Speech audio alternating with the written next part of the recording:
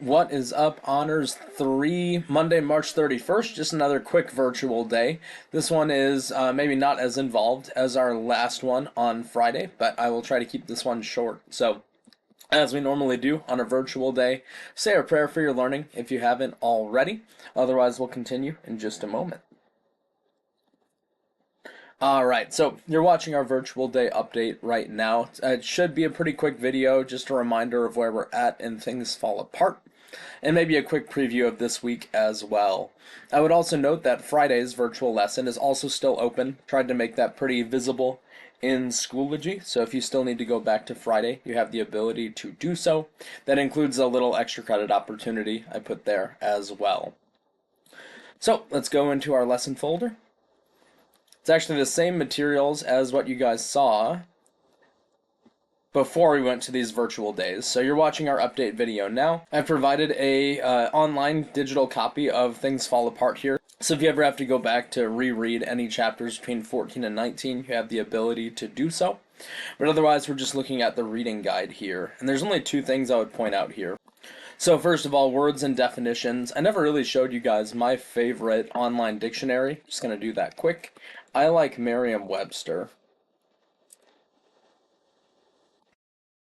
So Merriam-Webster's online dictionary is my favorite one. So let's say there's a word that you need to look up. You have the ability to search that way. I'm just going to look up, wonder if cowries are on there. Cool. There it is. So there's the animal it is itself. Also the shell of a cowrie. So its cowrie shells are the ones that are used in the text. And so on. There's examples there as well. Not going to nerd out too much over dictionaries right now. Going back to the guide.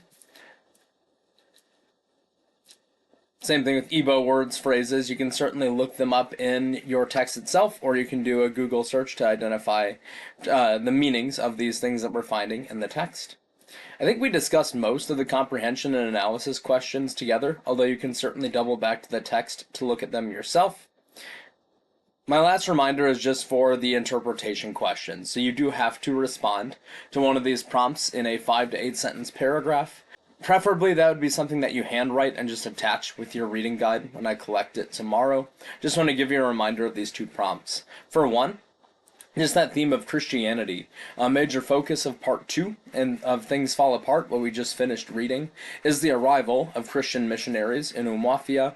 What sort of tone does Achebe use as he discusses Christianity? Is it decidedly negative viewpoint that he takes towards the Christian faith? Is it a positive tone that he uses, or is he somewhere in between? Can he be both? I want you to give at least one example from the text to support what you see tone-wise as he discusses the Christian faith. If you don't like that prompt, there is the second one as well. Make a prediction about part 2. Considering the story's title, plot, themes so far, how do you think this story will end in part 3? We've got something like 28, 30 pages left to read over these next couple of days here. I would want you to explain your reasoning on why you think the story will end the way that you think. Obviously, don't cheat by skipping to the last few pages of the text. I want you to enjoy your time today as you do any sort of reading or analyzing or writing that you need to do. I don't think we'll have a whole lot of time to discuss these ones early tomorrow, so keep that in mind as you're working. I want you to be prepared to hand this in at the beginning of class tomorrow. Enjoy the writing. Don't be afraid to reach out to me if you have questions. Peace.